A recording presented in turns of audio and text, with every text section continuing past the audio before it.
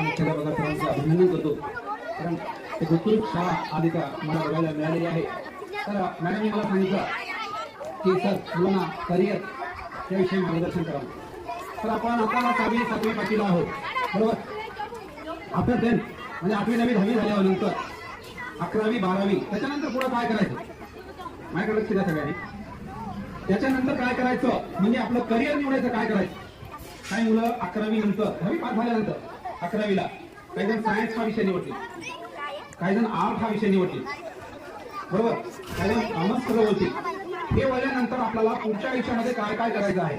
Science घेणारे मुलं काय करतील, थोडं डॉक्टर होण्याचा विचार करतील, मग ते त्या दिशेने प्रयत्न करतील. त्याच्यानंतर आर्ट घेणारी मुलं ही विशेषतः साहित्याकडे होतील आणि ते त्यांच्यामध्ये करिअर करू शकतील. हे आपल्याला पुढे चालून 11वी 12वी झाल्यानंतर आपल्या